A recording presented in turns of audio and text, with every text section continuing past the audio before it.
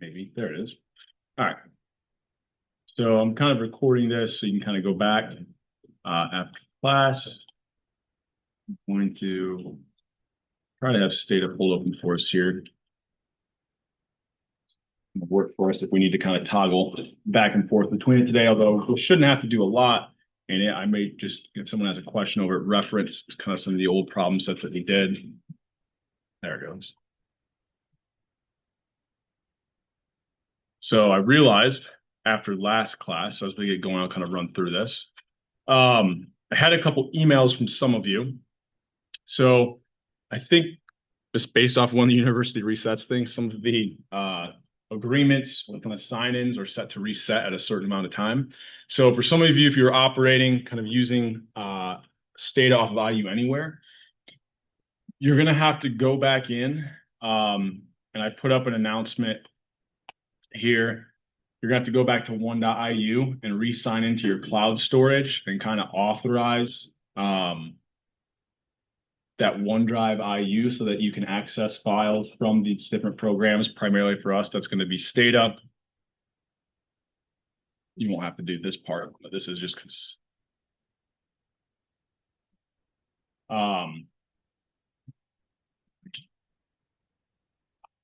So that's why it wasn't working for me on Thursday. But if you go through kind of these steps, and this will look very similar to kind of what we did the first week or so of class, all you have to do is kind of re-sign in and authorize, and it should kind of work just as it was before. If it caused any disruption, just to kind of be fair, if we lost a day, and everyone who contacted me, I think for the most part within that day was able to get it kind of resolved based on my instructions. But I then realized this is maybe a university-wide issue that might have been impacting more than just one or two of you. Here's kind of the steps to go through. So after you authorize and re-sign in, just depending on your device, I found that for some people, before you do this, make sure Stata isn't opened. Make sure like the program is closed out before you do these steps of reauthorizing. Also, sometimes on your device, restarting the device after you go through these steps will then kind of also help resolve the issue. Is this sounding, a couple of you emailed me. Did anyone who ran into this issue that emailed me, were you able to get it resolved? Was there anyone who wasn't? Okay.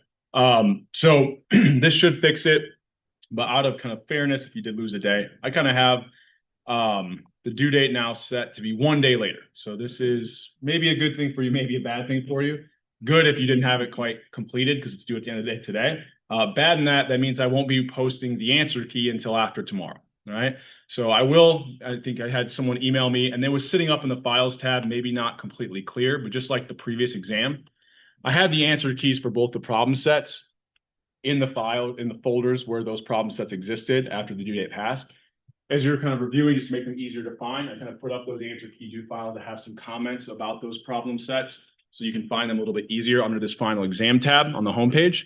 I'll get the sixth one uploaded on Thursday after that due date passes, which is now not tonight for that sixth problem set, but at the end of the day tomorrow.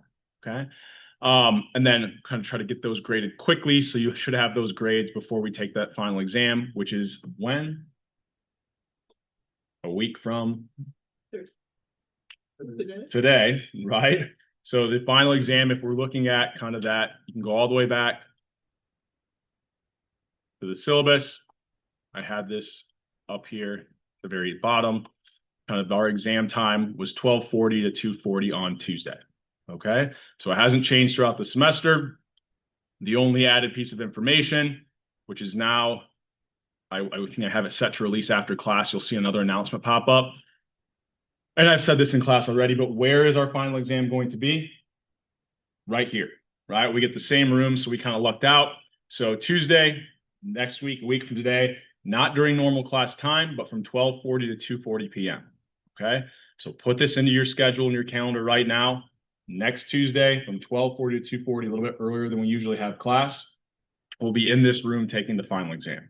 Okay, so you've got that final exam, kind of sort of practice questions and answers. Those old problem set answer keys might be helpful to kind of go through. You can go back through old quiz questions, old practice problems. If you have questions over any of those are things that are good to kind of either bring up today or on Thursday's class. So we're just going to be doing review today and Thursday. I would think probably this practice final exam is where most of your questions will come from. But if you have old questions of old quizzes or practice problems, I can pull those open as well. Other than that, I think that should be it for kind of the housekeeping stuff. The only other grade that we really have set that isn't reflected on Canvas is that sixth and final problem set. Okay. Good news, everybody did that survey. So that was like hopefully easy 3 points, that quiz number 6. So I started to kind of look through them yesterday to kind of prepare for today, and I saw some common themes. And I'll try to redirect class that lines up with those. So just kind of the questions that people said they had the most trouble with in terms of which modules. I also was looking at a lot of the feedback, and I just have to say, before we get diving into things, I really appreciate all of you. I can tell some of you actually put some time and effort into kind of giving those responses, especially the last couple of questions, just things that I can do differently moving forward, things that you would make the class kind of a little more preferential. I know it's not going to necessarily impact you, but you're helping people, down the road. So good on you for being good citizens. But I also looked at some of the responses and have an idea of how to direct kind of our review here today and Thursday. Okay.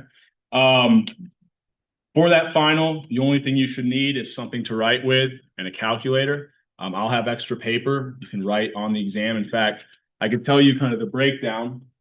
The majority of the exam will be kind of fill in short answer. There'll be, I think I have 5 multiple choice questions on that exam. So, I sometimes get students really like multiple choice questions until they get them wrong because I can't get partial credit, right? So although there's not a lot of the majority of points are going to come from the short answer portion, this actually benefits you in that you can kind of get the answer wrong and be a little bit off and still get the vast majority of the points for a short answer question as opposed to multiple choice, okay? So we'll work through this practice exam. Any other questions you have today? But just logistically, are there any other questions before we do that?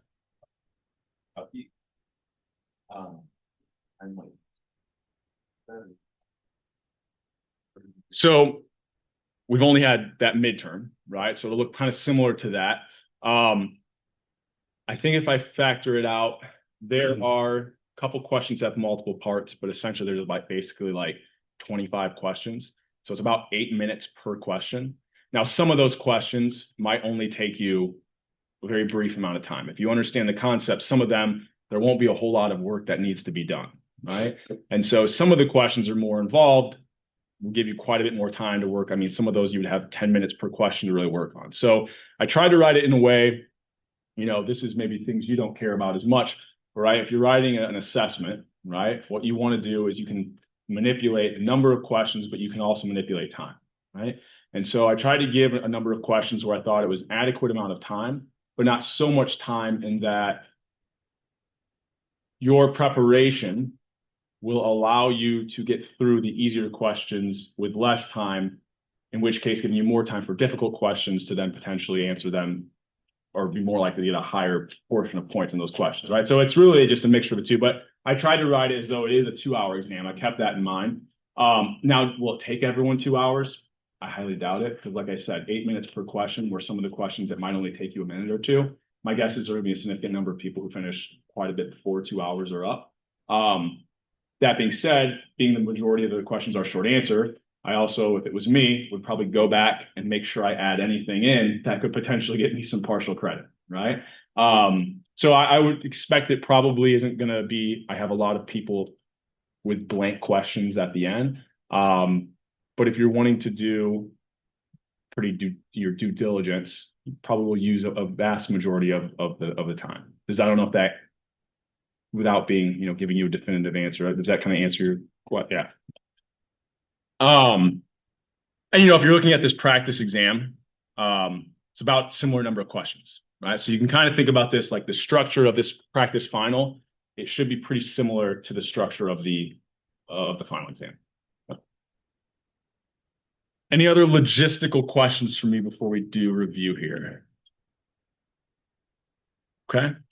So if you've taken a look at this, does anyone have any questions that they would want to kind of see me work through, or have even a general question where I could point to a problem and say this would kind of line up with this topic that you have a question on?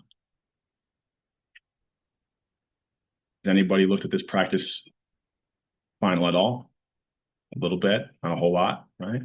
So if I'm basing this off of kind of the responses I saw in some of those quiz questions. So let's think about, let's start working with these. I think this gave, well, let's go down here a little bit. We can come back to these. I want one with, okay. So I saw this kind of repeat or come up quite a bit, which is interaction terms, okay? So interaction terms are difficult, right? So let's say I have a setup here and I'm giving you a regression equation. So I'm trying to predict the wage of an individual. And I had kind of this old data set where I had a dummy variable of whether or not the individual was female, kind of 1-0 dummy variable, and then what their looks rating was. This was a bizarre data set that existed where they recorded individuals' looks from this wage database, right? Excuse me. So if I wanted to simply come up with a prediction of what the wage was for a male who had a looks rating of 0, what would that prediction be? So this might be a question where it doesn't take you a lot of time, hopefully, on the exam. Because if looks is equal to 0, and this individual is male, female, the dummy variable would be equal to 0. So what's the only part of that equation that should be in my prediction? If female is equal to 0, 0 times anything would be. If looks is equal to 0, 0 times anything is. If female and looks are both 0, 0 times anything is. The only thing that I should be adding into my prediction is the intercept, right? That was, once again, this isn't cumulative, right? But the definition of our intercept is where that y value starts out if all x variables are equal to 0. That's the kind of thought experiment here. Okay? So the predicted value of my wage, if both these variables are 0, would be beta 0. So if I'm thinking about what this looks like visually, right? So I had kind of wage,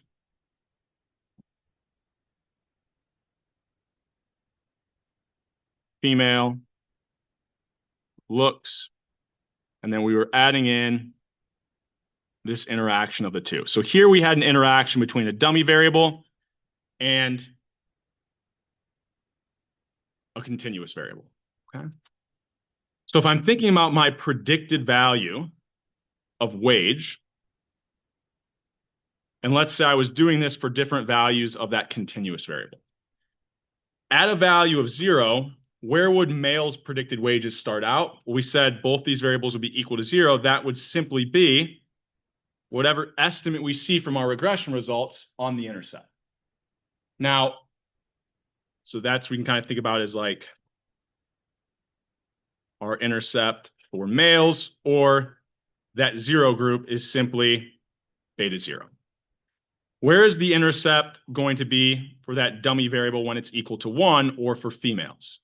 Well, we'll still have the intercept, but what else gets added in? My coefficient estimate from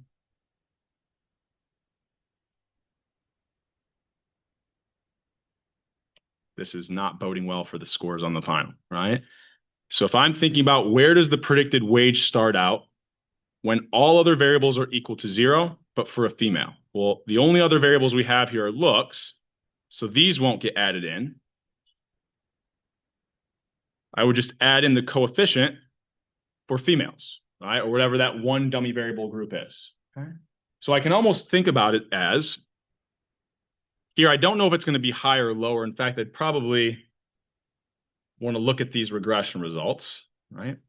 So if I'm looking at the regression results, when I included that interaction, the female dummy variable is actually negative. Right? So that means that when looks is equal to 0, the predicted wage for a female, right? This value was, what, like 6.14. So 6.14, this was negative 3.28. So when I add these together, their starting point is actually going to be a little bit lower, right? Now, when I include an interaction term, I not only can pick up differences in the starting point, but I also can pick up differences in the slope, right? So if I think about for my 0 group, or males, what is that coefficient between the looks variable and my variable I'm trying to predict, my y variable, which is wages? Well, this would simply be whatever the coefficient on this x variable looks is, right? So this would be beta 2. Because if this was a male, even if looks goes up from 0, so if there's a 1, 2, 3, changes in looks, well, if they're male, any change here would be multiplied by 0. This wouldn't get added in. So if we think about for females, so I think here, if we're looking at this was what? 0.387 if I round to the third decimal. So what would the slope be for females? It's going to be that coefficient on looks, but if this is a female, we would also get the additional marginal effect of beta 3, okay? So it's going to be beta 2 plus beta 3. If I look at the output, beta 3 here is 0.06. So if it's positive, and I'm thinking about that slope for females is beta 2 plus beta 3. If it's a positive amount, it's going to be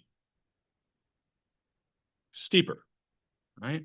So the marginal effect of looks on wages for my group that is the 1 for the dummy variable relative to the group that was 0 would be beta 2 plus beta 3, which this was like what, 0.387 plus 0.064, so 0.4 something, right? A little bit higher, okay? So here, where am I grabbing these values from? Simply that regression where I've included that interaction term, right? That was my beta 3, that was my beta 2, that was my beta 1. Okay. So any questions before we keep moving here? So if I'm instead thinking about a question that I could see and how I would actually answer this, so I'm kind of building this out as a really complete model. What is this slope really picking up? It's picking up the marginal effect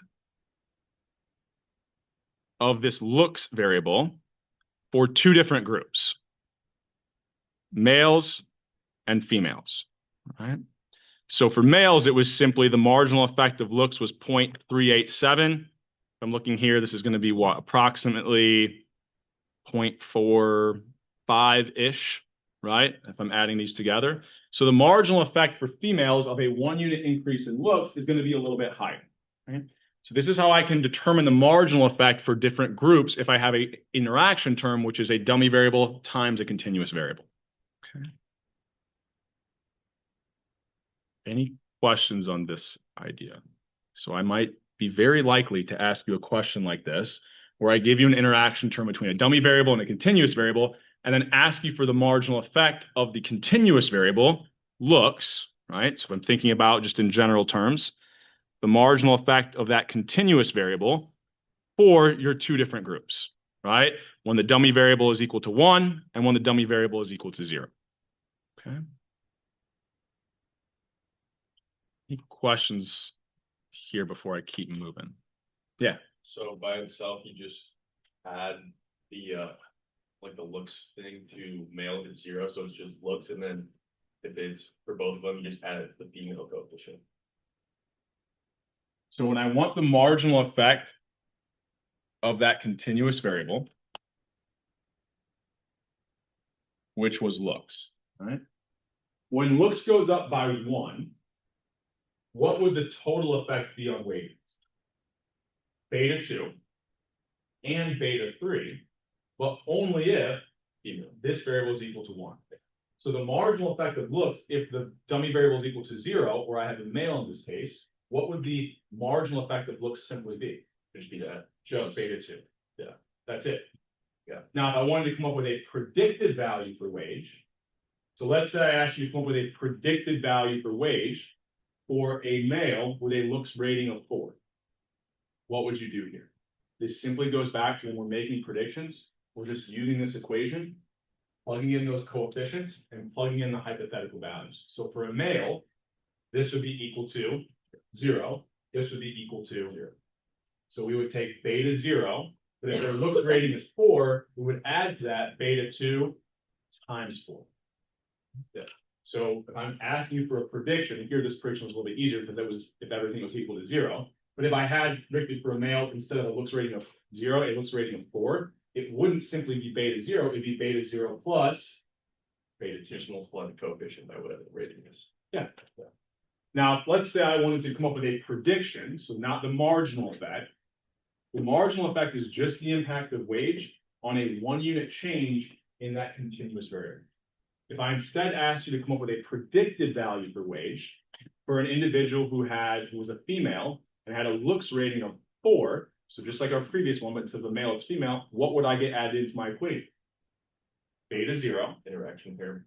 plus, well, yes, but also, if they're female, I would also add in beta 1 times 1, plus beta 2 times 4, and then plus beta 3 times 1 times 4. All of it would get added into my prediction, right? If I was looking at a female with a looks rating of 4. Now, when it comes to my marginal effect, I've left out a bunch of additional controls. I could add in more controls here. All you would do is take those coefficients, multiply them by the hypothetical values of those controls. Try to keep it kind of simplified here, where we just have the two variables in the interaction. So we come down here. I think I didn't have a question there, but because I went over it, it would be a good idea to be able to calculate marginal effects of that continuous variable for the two different groups, the 0 dummy group and the 1 dummy group. Any questions on that before I keep moving here? So in addition to that, this is where we're start to get some common or reoccurring themes. So this is a little small, so I'll blow it up here. So I gave you the regression output without the interaction term and with the interaction term. All right, so you can see here, there was no interaction term. What are two things that would tell me whether or not the interaction term should be included?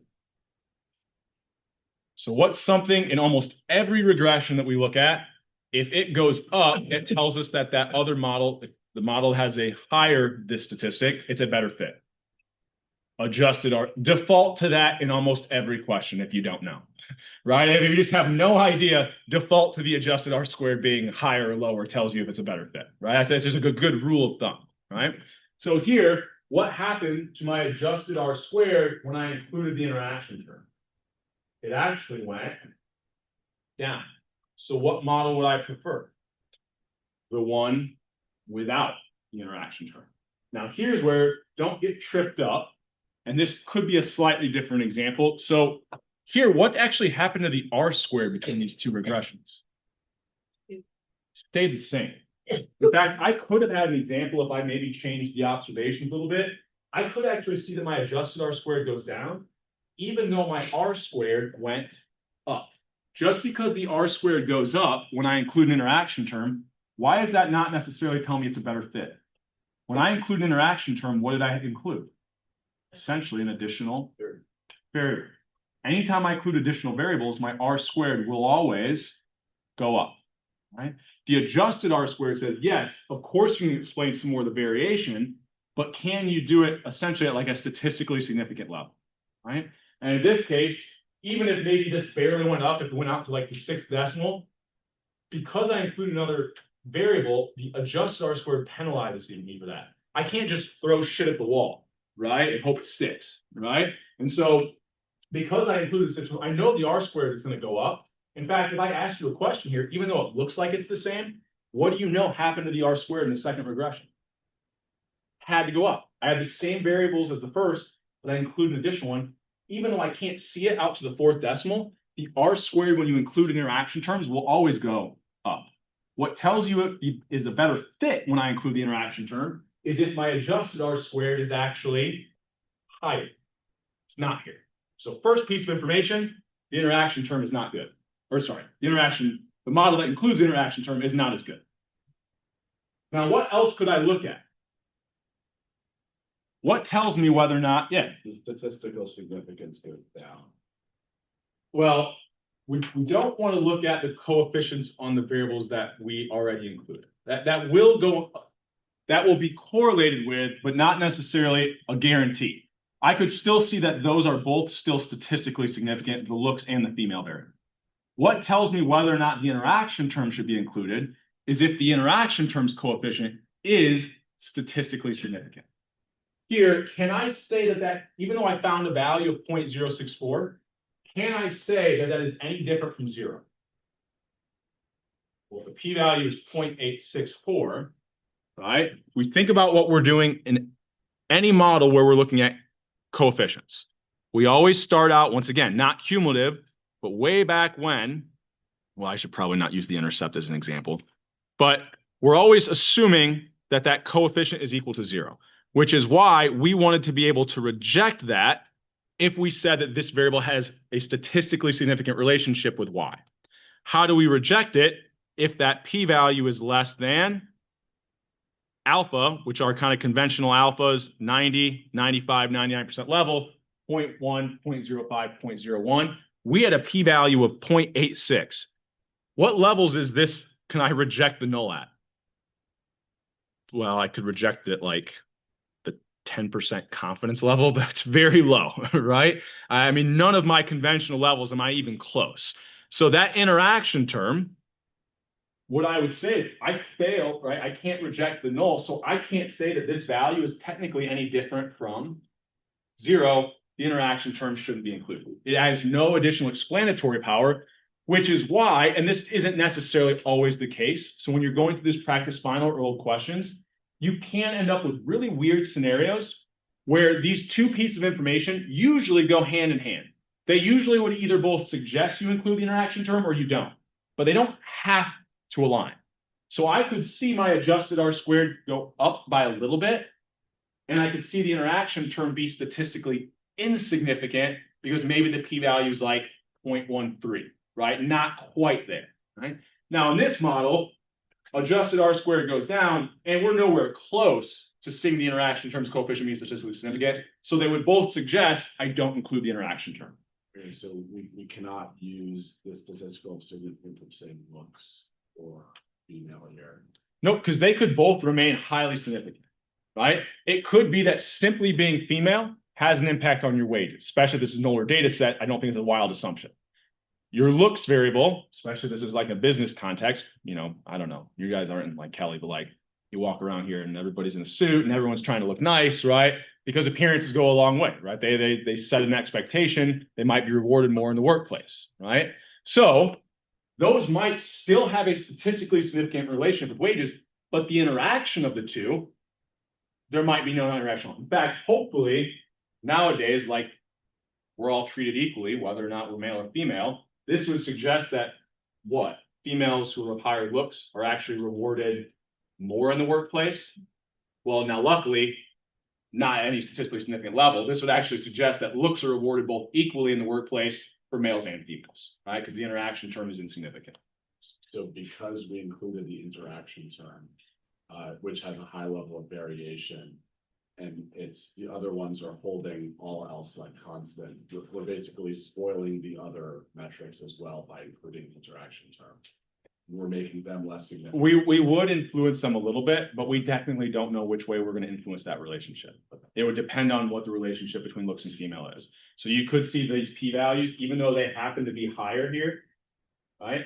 You could actually see them be lower as well. Just depends on what the nature of the relationship between those two variables are, which is why we can't rely on that change in the p-values for our original variables. We only look at that interaction term. Yep. All right. Any other questions on that before I move to another interaction model, which is going to be a little bit more complicated? If this wasn't complicated enough, right? Okay. So let's say I had some data laying around. I had quarterback salaries, and I had their age, and I had some metric of their quality. So QBR is some metric of how well the quarterback is performing, right? This could be it's sports data, but like this could be CEOs, right? And their decision making in terms of how it impacted profits, right? So if I'm looking at this regression, excuse me, right? So I'll kind of just write this out for us, where I'm trying to predict salary. I've got an intercept, let me make sure I'm lining this up with the order that I have in the problem. So I've got age, I've got this metric of quality, and then I've got this interaction between the two, okay? So these are both continuous variables, right? So I think the first question asks, if I wanted to predict the salary for a quarterback that has 30 years old and a QBR of 80, when I'm coming up with predictions, it goes back to being as easy. It should be easy points in the exam. If I want to come up with a predicted value for salary, all I'll do is take the coefficient estimate for the intercept, add in the intercept on age times the hypothetical value for age, the coefficient on QBR times the hypothetical value. And if I have the interaction of the two, I just plug those values in. That is my predicted value of Y. This is similar to what we did in this first exam. It's just now we have a variable. It's a little bit different because I have to put in two hypothetical values for that interaction term. Okay. Now, if I instead, and I don't think I asked this question, but this is something that I could ask you.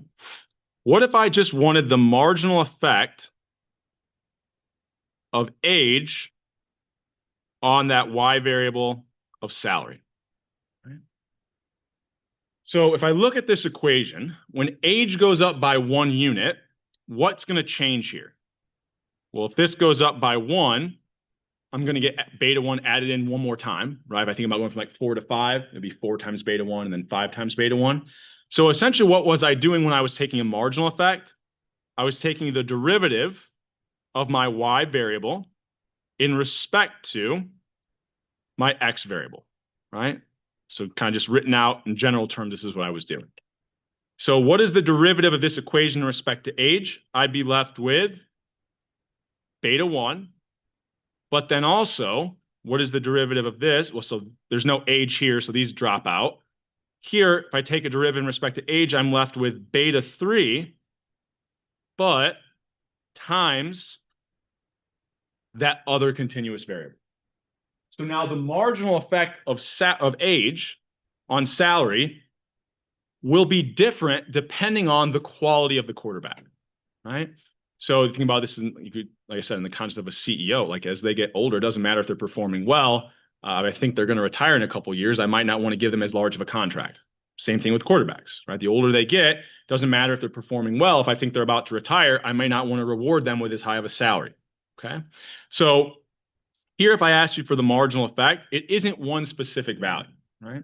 Now, if I asked you the marginal effect of age for the hypothetical quarterback who had a rating of 80, this is your marginal effect equation. How would I find the marginal effect of age for a quarterback with a rating or QBR of 80? This is the equation. I would simply plug in 80 here, and I can obtain these from my regression results, right? So if I look at this output, once again, I had this so that it wasn't like a huge file and things were kind of on the same page, but just for the sake of presenting this in class. All right.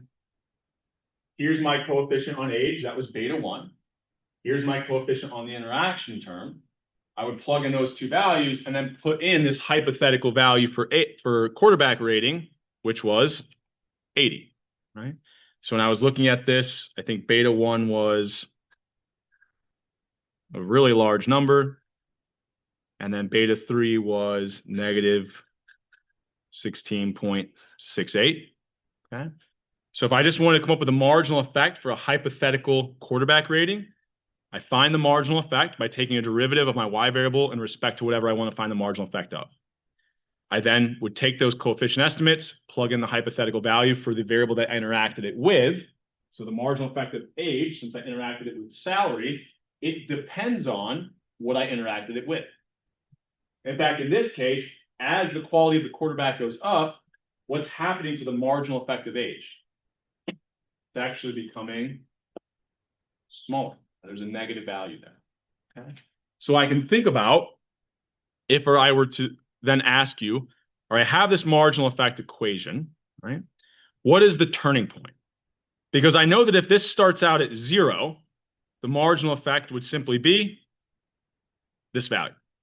But as this QBR, this rating, the thing I interacted it with goes up, what's happening to my marginal effect? It's going down. At some point, it will become 0, right? There's a turning point. So here I can think about when I'm looking at the marginal effect of a continuous variable and I interacted it with another continuous variable, there's a point where this marginal effect of age becomes 0.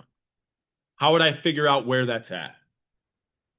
Well, if this is the marginal effect, and I want to know where it's equal to 0, what should I do? Set it equal to 0, right? So I would have, if I had the values in there, so technically I'll do it kind of just the general format. So this could be any continuous variable that I interacted it with. I would set that marginal effect equal to 0. If I rearrange this a little bit, I get that the turning point for the other variable that I interacted, in this case, age with, would be what? Negative beta 1 over beta 3, or the coefficient on what I'm looking at the marginal effect of divided by the coefficient on the interaction term. And then there's always going to be a negative sign out front. Okay. So in this example, if I want to find that QBR, what is the turning point? Well, we had the coefficient over here was what? 1, 0, 3, 2, 4, 3, 8. I have negative 16, 7, 16.68. Oh, I don't know. Could probably have Excel pulled open so I can do this math quickly because I definitely see. This is where it's easier to do things in Stata if I can just grab these numbers from the output. So I've got what? If someone beats me to it, let me know. 438 divided by 16, 716.68. This is going to be roughly 62. But notice, what did I forget here? There's always a negative sign. So even though this is negative 62, there's a negative sign out front. I get that that turning point would be at a QBR of 62. Right? Now, is this practical? So I probably wouldn't give you this type of a question on the exam without giving you some additional information, because I don't know, if I don't watch football, I have no idea if that's a practical QBR, right? I would need to know the range of that value. If I had something like income and I find that the turning point is, I don't know, $5,000, hopefully that's not practical, right? Because hopefully nobody out there working a full-time job is only earning $5,000, right? Now here, I think if I look at the range of data, I believe, did I tell you anything else about it? So I said it's measured from a 0 to 100-point scale. So does 62 seem like a practical turning point? Well, it's somewhere in that range of what I could see that QBR be, right? Now, when it comes to the exam, if I give you an example, and I think that it's a common example that everyone would know, like income, we know income is somewhere between 0 and, I don't know, any turning point above $1 million seems ridiculous. But if you told me that it seems impractical because people can make over $1 million, I would accept that as a correct answer to whether or not that turning point could exist, right? But in general, I'll give you something about what the range of that variable looks like, so we know that if that turning point is in the range, it's practical. If it's outside that range, we'll never see that actual turning point exist. Any questions on that before we keep moving? So anything that we kind of went through here? So I could ask and probably won't do both in a problem like this, but I could ask you about either continuous variable. So let's say I had the same setup, but I now want to know what is not the marginal effect of age, but what is the marginal effect of this other continuous variable, which was QBR? What would the marginal effect of QBR be? If I take a derivative of salary, my y variable, in respect to this thing that's changing, I'm now left with what? Beta 2 plus beta 3 times age. So notice the marginal effect of each variable depends on the value of what I interacted it with. Okay. So if I'm looking at the marginal effect of QBR, my turning point for that effect will be in terms of the other variable I interacted it with, which was age. If I wanted to know the marginal effect of age, its turning point will be in the context or in terms of the other variable QBR, which I interacted it with. So here I could do a very similar thing, right? Where does that marginal effect equal 0? So if I'm looking at the output here, if I look at the coefficient on now instead QBR, I've got 4, 2, 3, 6, 7, 5, 7, sorry. And I've got that same value on the interaction term, right? So once again, how would I find this turning point? Simply set this equal to 0, rearrange. Here, if I want the marginal effect of QBR, its turning point, it'll be a similar kind of format. I'm going to take the coefficient of the variable that I'm now looking at, which is QBR, over that coefficient of the interaction term, and there's always a negative sign out front, right? So these look very similar. It's just that when I want the marginal effect of age, I have to use that coefficient on age. When I want the marginal effect of QBR, I need the coefficient on QBR.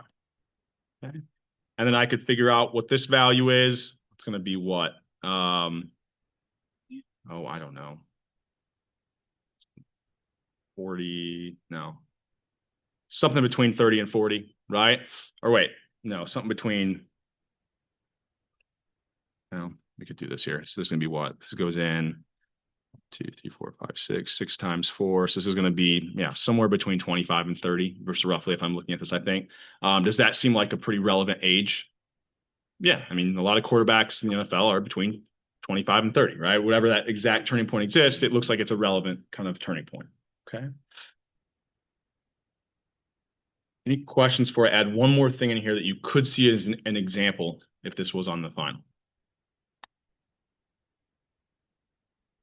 What if I run this regression and I end up seeing that this coefficient, let's just to make it an easy number, was 100,000, and this one was 20,000. Well, if I have two coefficients of the same sign, what will always be true about my turning point? It would always be a positive over a positive over a negative over, or a negative over a negative would always be positive. There's a negative sign out front. So my turning point, if I ever have coefficients that are of the same sign, would always be negative. For most variables, is a negative turning point going to make sense practically? Well, I mean, income's not negative, population's not negative, the number of times someone does something can't be negative. Most of the variables we have are kind of limited at that lower bound of 0.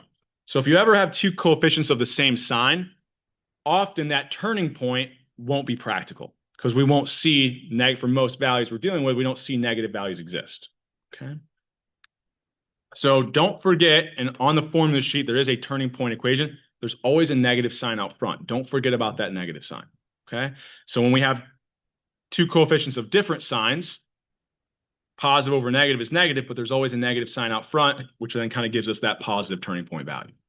Okay. Any other questions on this interaction term stuff before we keep moving here?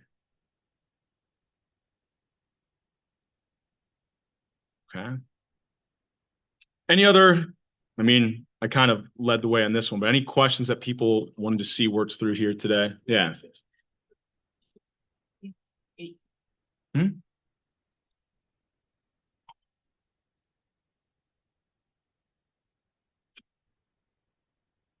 All right, so we're trying to predict cigarette use using these three variables.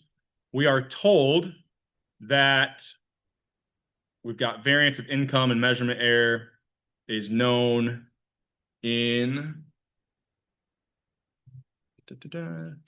Okay, so we've got variance in income and the variance in the measurement error is known to be 4.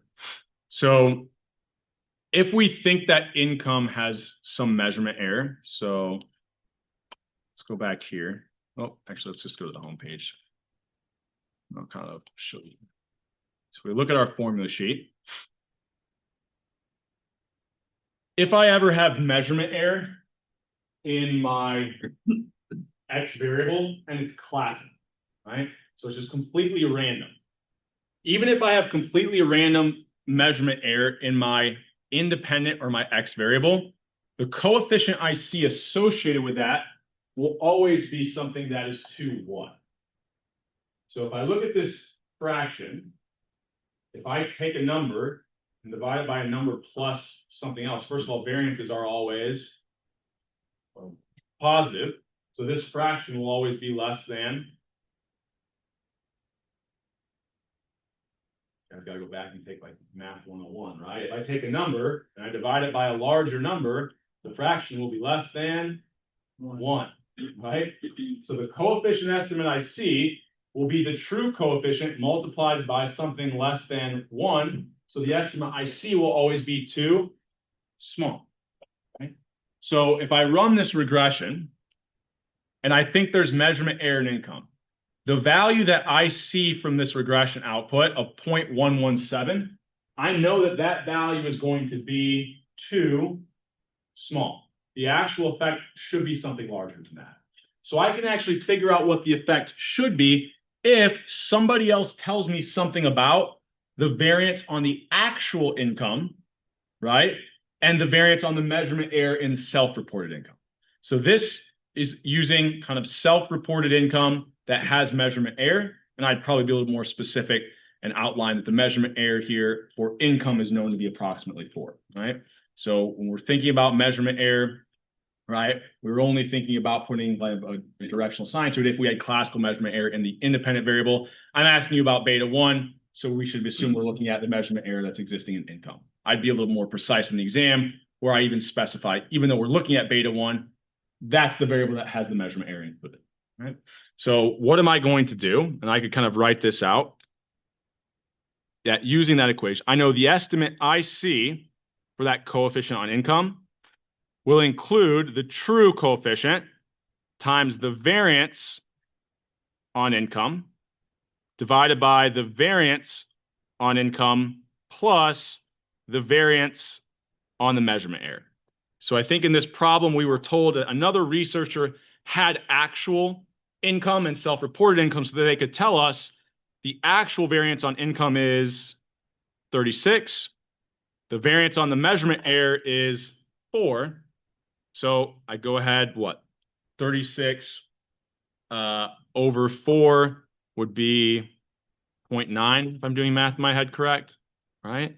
So if I looked at the coefficient of 0.117, which I saw from my estimate, or from my, sorry, my estimate, the estimate I saw from my regression results, how would I find what the true effect actually should be? Well, first of all, if I had this as like a multiple choice, what answer should I cross out right away? Anything that is actually less than 0.117. I know that because this fraction is less than 1, the value I see from my regression will always be too small. So this actual coefficient should be something larger than what I saw. Sure enough, if I just kind of rearrange this, 0.117 over 0.9, you guys might be able to beat me to it, is what? Approximately 0.13. So the actual effective income should be higher than what I see if I use the variable that had measurement error in it. So if I tell you I might have a very similar question on the final exam, reviewing this practice final, asking questions in class, which I'm hoping I get more of on Thursday, there's a problem that looks very similar to this, right? So one thing I could do to make this question a little bit more difficult is what if I told you instead that you only knew the standard deviation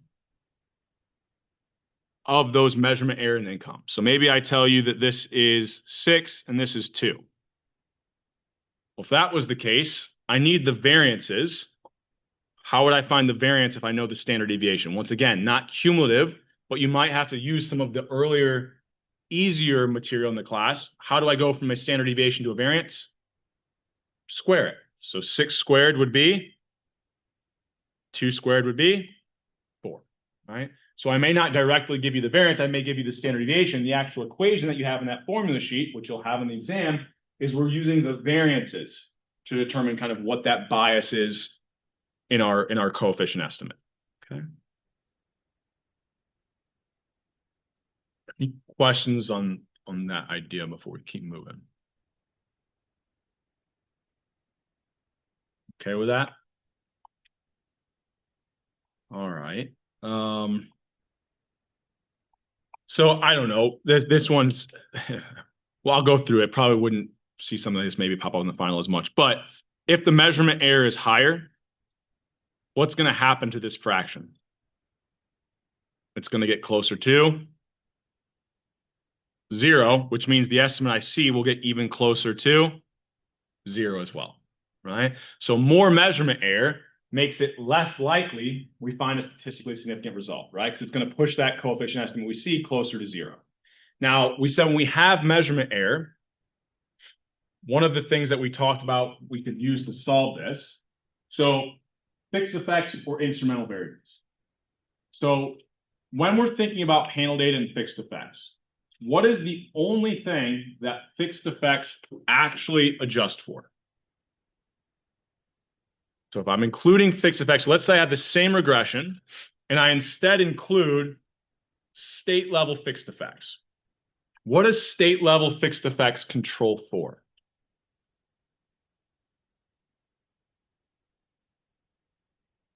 So if I use fixed effects, it's essentially like I'm including what? A dummy variable for every single state. Whatever I'm using the fixed effects for. I'm using it at the state level. It's like I'm including a dummy variable for every state. So what am I accounting for? Anything that is unique to each state, right? So when I say anything that's unique to a state, if I have panel data, this is across time, state level fixed effects, I would maybe kind of think about writing this down. So let's say I had an example like this, and I have a panel data set where I've got state and a bunch of like 10 years for every state. Let's assume it's balanced. If I include in my cigarette regression kind of state level fixed effects, that's going to control for anything that is time invariant. So it's things that are constant across time within a state, right? So this might reflect that across all 10 periods, the average, I don't know, income in Alabama is lower. Not to pick on Alabama, but right, you get the idea, right? Or on average, the average population in, I don't know, Delaware is always lower, right? So it's controlling for time invariant things with whatever you can, time invariant factors that you don't have in your regression, omitted variables that are time invariant within that group. So if I have measurement error, unless that measurement error is the same within that state across every year, fixed effects aren't going to solve that problem, right? If every individual has their own measurement error and that might be correlated with other things I'm not including in my regression, fixed effects won't solve that issue. The only thing that we have that solves the issue of any omitted variable or any measurement error that's omitted was the use of instrumental variables, okay? So the only tool we talked about that can solve this measurement error issue should be instrumental variables. This should be, I can memorize this going into the exam, that if I have measurement error, the only thing that can resolve that in terms of what we talked about in this class is instrumental variables. Fixed effects only control for those time invariant things that you include fixed effects for. In this case, time invariant factors associated with a state, okay? Now, what if instead I had this same setup, but let's assume, and this gets a little bit weird, but I could do this. And here we want to think about, what if I included year fixed effects? So this is now going to include an indicator or a dummy variable for every single year. So what are year fixed effects going to control for? So if state fixed effects controlled for things that didn't vary across years or across time within a state, year fixed effects will control for things that are state invariant. They don't vary across states within what? So state fixed effects controlled for things that didn't vary across time within a state, Year fixed effects will control for things that don't vary across states within the same year, right? So you might see something similar to this on the exam, okay? So year versus kind of, and this could be state, country, county, right? When we include year fixed effects, it's no longer time invariant factors. It's factors that are invariant across states, counties, schools, whatever, universities, whatever we're looking at within the same year. So this would control for like what? When thinking about economics, what might every state be impacted by? Like certain shocks. Shocks that impact the nation, right? They would be state invariant. They impact every state. So COVID impacted every state within that year that we had COVID, right? Changes in market factors, right? That could impact all states equally. State fixed effects would control for the fact that there are some things that are shocks to a state. Maybe a state has their own policy that no other states do, right? I think, I don't know, Indiana, if we look at the past years, has marijuana illegal, right? Other states don't, right? So that's going to be something that is time invariant for the last 10 years, specific to Indiana, that state, right? Doesn't vary across time, right? That would, our state fixed effects would control for that. Shocks that affect every state within the same year, that's what our year fixed effects would control for. Okay. Any other questions on kind of this setup or example here before we keep moving? Okay. So that was your questions, right? 17 and 18, that should kind of hit both of them. Let me scroll down here. I want to think about something else that we might be able to go through kind of quick. So we looked at interaction terms. I want to make sure we're going back up here so we could kind of do. We'll start with this example. We might be able to kind of return to a next class. So let's say I have this regression, and usually I usually put the regression equation first, but it's down here. So I'm trying to predict the number of arrests. I have a linear model where I included income and the unemployment duration of the individual and the number of arrests that we saw them have. I then included a model where I squared that unemployment duration, the number of weeks they were unemployed. I included a squared term. So we can kind of see the only difference here is I included a squared term of that unemployment duration variable. Okay. So if I was comparing these two regressions, once again, what are two statistics that would support the use of the squared model or the inclusion of a squared term of unemployment duration? If all else fails, I don't know, always default to. So what should be true about that model that includes a squared term? If I should be using it, its adjusted R squared should be higher. Is it? 0.0357, 0.03. Yes. So that's a first indicator I should be including the squared term.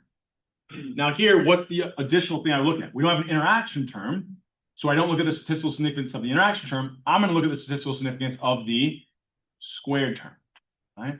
So once again, I won't look at the linear component because the linear component, it may depend on what the actual squared relationship looks like, whether or not I see that p-value change or even the size of that linear component change. And so I'll simply want to focus on that squared value of the variable, and I want to look at its p-value. So what levels would I suggest using the squared term in? The adjusted R squared is higher. We didn't go as far as this. You can calculate an S statistic and actually say this at different levels. We didn't do that. We simply are looking for a directional change in this class of the adjusted R squared. So for the coefficient on the squared term, at what level should I say that it should be included? P-value is 0.048. That's less than 0.1 and 0.05. So the 90 and 95% confidence levels, or 10 and 5% significance. But if I asked you, can I say that I should be including it at the 99% level? No, right? I would fail to reject that value is any different from 0 at the 99% confidence level. What's the point of squaring a variable again? Yeah. So let's think about this. If I then were to ask you, if I'm trying to predict the number of arrests And I've got what? I had the individual's income. I've got unemployment duration, and I've got unemployment duration squared, right? If I didn't include the squared term, what is my marginal effect of unemployment duration? So yeah, when it goes back to these simple linear models that we looked at prior to the midterm, the coefficient of a variable is the marginal effect, right? How do I interpret a coefficient on a linear term? If that variable goes up by 1 unit, what was the change in my y? That's literally the definition of a linear slope. If I include a squared term, what does my marginal effect of that variable that I included a squared term on become? Well, once again, it's a derivative of my y variable in respect to that x variable. So here, a derivative on the number of arrests in respect to that unemployment duration. So for us, that would be what? Beta 2 plus 2 times beta 3 times what that unemployment duration is. When you look at a line that's not linear, what's happening to the slope? It's changing as the values of that variable increase. Our marginal effect of unemployment duration is going to change as the values of that unemployment variable or duration variable increase. Right? So here, I could do this similar sort of thing. So I look at my regression output. This was negative point, I'm kind of rounding egregiously here, but something like this. Okay. So what can I also find for this marginal effect? I could tell you the marginal effect of the unemployment duration if they've been unemployed for 50 weeks or if they've been unemployed for 25 weeks by simply plugging in those values. But what could I also find for this marginal effect? If it starts out as negative, as unemployment duration goes up, what's happening to this marginal effect? It's getting closer to 0. If it eventually hits 0,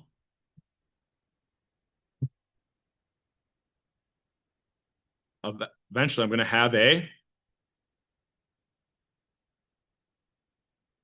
turning point for that marginal effect, where it goes from being negative to positive, right? So similar sort of idea.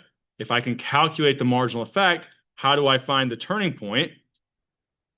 I'm simply going to set that equal to 0. Rearrange this equation a little bit, and I get that this is what? Negative beta 2 over 2 times that coefficient on that square term. Okay. So I know point here I've got a negative sign, so this becomes what? Negative 0.015 over 0.001. So this is approximately 15. So if I'm unemployed, if I'm only unemployed for 1, 2, 3, 4 weeks, the marginal effect is I'm less likely to become arrested, right? Because I'm probably trying to get another job. I'm spending my time not doing nefarious things. If I become unemployed for longer than 15 weeks, what do I start doing? Developing addictions, stealing, all these things that actually make it more likely I become arrested, right? So, how would I know if this is irrelevant? Well, if we look at how long people are employed, I'd have to give you a range, but typically in a year, how many weeks could you be unemployed? 0 or 52. 15 is somewhere in the middle, is somewhere in that range. So it's a practical turning point. If I saw that this was like 70, why could you tell me it's not practical? Literally can't be unemployed for 70 weeks in a year, right? It's not possible. So here we can find turning points when we include square terms as well. It looks very similar, but we've got now down here in our denominator 2 times this because we weren't interacting it with another variable. We were interacting it with itself. Okay. Let me think if there's anything else I wanted to say here. And I probably made some of these questions even more simple here than I would need to on the exam. So if I think about what's the predicted number of arrests, this is simply going to be plugging in the values. So here's one thing I would be careful of, right? So this might see a question like number 2 on the exam. So if I have this regression equation where I've included the squared term, okay? If I wanted to predict the number of arrests for someone who is making $40,000 of income and unemployed for 5 weeks. Well, first of all, if I go back, here's where read the questions carefully. how is income measured here? In thousands. So when I'm making my prediction, if I have $40,000 of income, what value should I actually be using for income? 40, right? So if I looked at this equation and said, I want to predict the number of arrests, I would take my constant. That's another thing that's easy to forget. And I'll grade this for partial credit, but you should always be adding in your constant if you're making a prediction for that Y value. Here, if I had someone making, so income of 40,000, income would simply be 40 because it was already measured in thousands. Now, if they're unemployed for 5 weeks, this would get multiplied by 5. However, and all these estimates, these are just coming from our regression results, right? So I would just go to that regression results to obtain these values. What would I multiply this beta 3 by? If I simply multiplied it by 5, that's not going to give me the correct prediction. What do I actually need to make sure I'm doing? Multiplying this by 5 squared, right? So I should actually be multiplying this by what? 25, okay? So if I ask you to make a prediction from a model where you include a squared term, make sure when you're plugging in these hypothetical values, when you get to that squared term, you're plugging in not the value of that variable unemployment duration or whatever squared, but that value squared, okay? Now for the linear part of that variable, you'll still simply use 5, right? Squared, right? You were just looking at unemployment duration, not squared, okay? So don't forget your intercept. Don't forget on that squared term, you need to actually plug in that hypothetical value, but squared. There will be a question that looks just like this with different variables on the final. I will tell you that right now. All right, so don't forget to do those things, okay? In fact, most of the exam, there's gonna be things that are a little bit different here and there, but for the most part, a lot of the questions you see in that final, you'll see a lot of similar questions in the practice final. You'll see pop up in the final, just different variables, different coefficient values, okay? Any other questions on this one before I keep moving here? All right, so we're getting close to the end of class. So I want to have you guys do one thing, if you don't mind. So we'll go home here. This is not for credit. You can respond to this as we kind of close or end out class here. So I've got this kind of survey in here. All it's going to do is ask you, because if I'm not getting questions, I have to pick and choose. I hope you come to class on Thursday with more questions, a little more time to review this practice final. But what would you like to see more review on? So we mainly have 5 different categories. Non-linearities, this looks like squared terms using log-log models, log linear. I would think we probably want to do some review of that on Thursday. Missing data, measurement error. We kind of talked about some of these issues. So that's said missing data here. It was like measurement error, missing data. This was a smaller section. Interaction terms we focused pretty heavily on today. Panel data, fixed effects. Or we also didn't touch on instrumental variables today. I would probably think, just based off I have the exam written, we probably want to focus on some instrumental variable and non-linearities just because we didn't today, and there's a pretty good number of questions on those. But I want to focus on those questions that are more difficult or the ones that you guys have, which I can't do that unless you're asking me questions, right? But just in terms of if I have to start picking and choosing on Thursday, which of these would you like to see more review on, okay? I'm also maybe going to use some of this data to see how attendance today in the review class is correlated with final exam performance. I'm going to go out on a limb and guess I know what the sign of that correlation is going to be, but I could be wrong, right? If I am wrong, then I have to do some real self-reflection, right? But I can't stress enough. I gave you this final practice exam because a lot of these questions will look very similar, or at least the concepts would help you on a very similar question on the exam, okay? Now, if you go through this and you want to keep studying, another thing that's going to be really good is to go back through old quiz questions, go back through old practice problems.